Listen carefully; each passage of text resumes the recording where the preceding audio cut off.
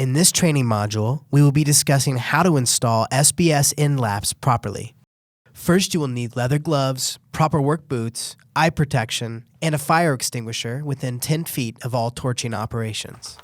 When we test the fittings on our tank, what we do is we spray the connection from our torch hose into our tank with soapy water, and we're looking for bubbles to form, which would show signs of gas leaking.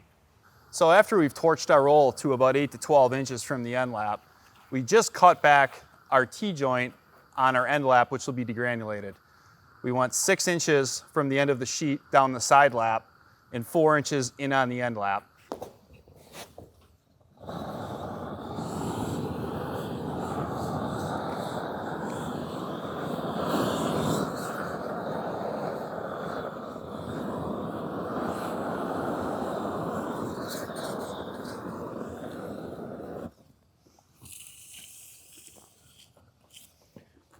After our cap sheet's been welded down, the next step we have to take is we have to degranulate the end lap, which will take the seam from our corresponding cap sheet. What we've done here is we made a mark at 6 inches from the end of our sheet, which will show the total area in which has to be degranulated. So when we will degranulate this, we'll apply heat to the top of the cap sheet, and as soon as the asphalt starts to rise up through the granules, we'll be ready to embed the granules into the cap sheet.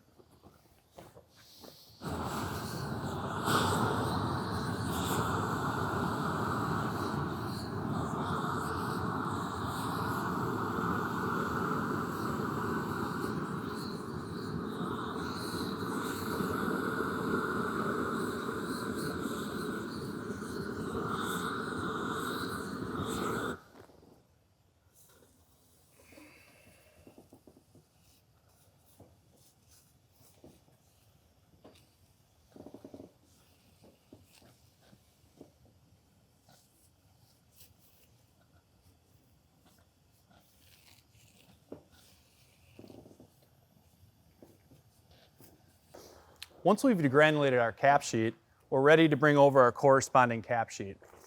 Please note we have our first cap sheet cut back at a 45-degree angle at 6 inches and 4 inches for ease of T-joint application.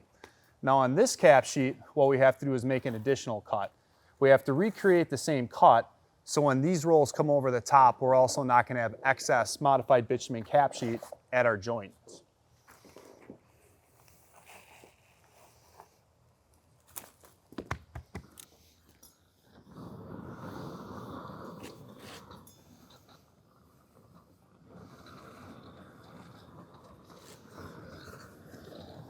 After we've torched our corresponding seam, we will get a bleed out from the flow of asphalt coming out of the sheet we just put down, and it should look something just like that.